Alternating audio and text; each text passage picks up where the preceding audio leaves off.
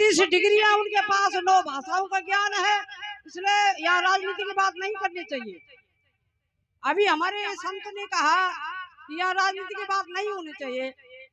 मैं पूछना चाहती हूँ, ये माइक जो हम पकड़ रहे हैं ये उसी संविधान की बदौलत है। नहीं मान रहे हो तो आपकी मर्जी, मान रहे हो तो आपकी मर्जी, लेकिन कानून सबके लिए बराबर होता है, यहाँ मर्जी नहीं चलेगी।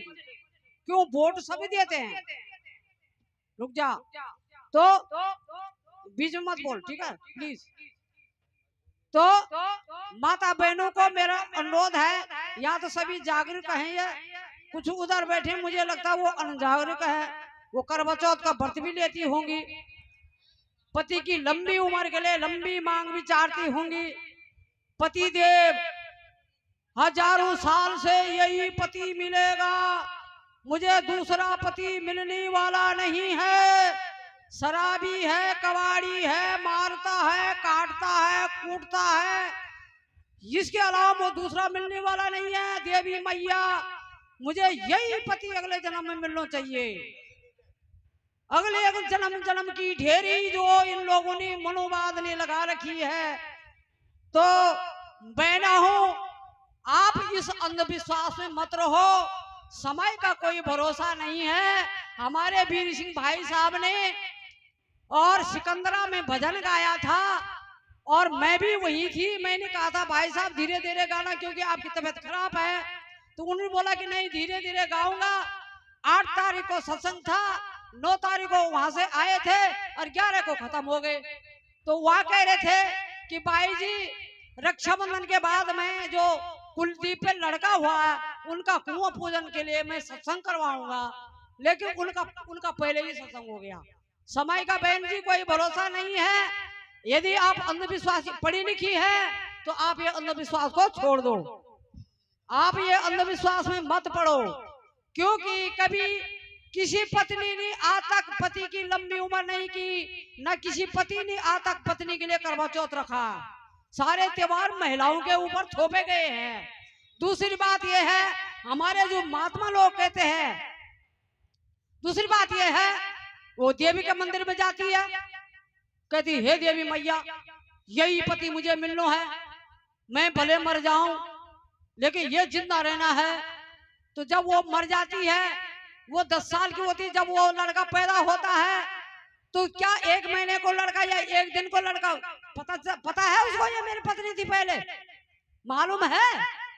ये जो दिमाग से पैदल होते हैं और दिमाग से पैदल कर दिए गए इनको, इनके दिमाग में जो है भूसा भर दिया गया है। ये हजारों साल की गुलामी जो ये लोग कर रहे हैं आज भी ढो रहे हैं। अब मुझे लगता है जितनी भी हमारे सत्संगी लोग हैं, जब एक भी भ्रम का अंश अगर उनके अंदर है तो वो सत्संगी नहीं माने जाएंगे। क्यों? 50 साल लग गए, किसी को 40 साल हो गए सत्संग करते करते, लेकिन थोड़ा सा अंश रह गया। क्या कहते हैं कबीर साहब, ऊपर से नूर का गोला आए थे। भाई कोई विवेकी आदमी हो तो बता सकते हो भाई कि सत्य रज तम मतलब पिता का बिंदु और माँ का रज। माँ के रज से 3 चीजें हमारे शरीर में, पिता का बिंदु से 4 चीजें हमारे शरीर में। हड्डी, पिता का बिंदु से हड्डी, मांस, हड्डी मांस जो भी है, मजा। माँ का बिंदु से, माँ का रज से खून जो भी है, ये 3 माँ के हैं, 4 पिता के हैं, 7 धातु हमारे शरीर में लग रहे हैं। ठीक है। और फिर कहते हैं कि भगवान हमको दुख देता है। विज्ञान कहता है अगर आप 4 रोटी 2 रोटी खाते हैं, अगर 4 रोटी जबरदस्त खा लिया ना तो पेट खराब आपका होगा। तो अब आप कहोगे कि ऊपर वाला हमें दुख दे रहा है। अरे दुख तो तुमने बनाया। तो इसीलिए मैं यहाँ पे तो महिलाओं को मेरा ये निवेदन है, आप पढ़ी लिखी है, उधर जो बैठी है, ये सारा व्रत त्योहार जो है ये त्योहार यानी तेरी हार ये छोड़ दें, अपने बच्चों को पढ़ाएं। 1 रोटी कम खाओ लेकिन बच्चों को जरूर पढ़ाओ। बच्चे अनपढ़ रहेंगे, तुम त्योहार में मनाएंगे, पैसा खर्चा करेंगे तो तुम बच्चों के दुश्मन हो। इसलिए माताओं से मेरा निवेदन है। और तुम्हारे ऊपर एक भजन बनाया मैंने, वैसे आज संचालक महोदय ने मेरा भजन खराब किया।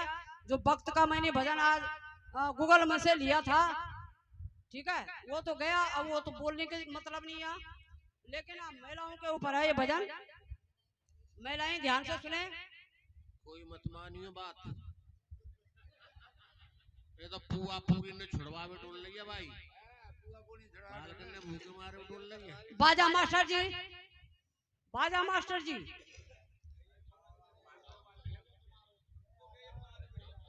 बाजा मास्टर जी आ जाओ।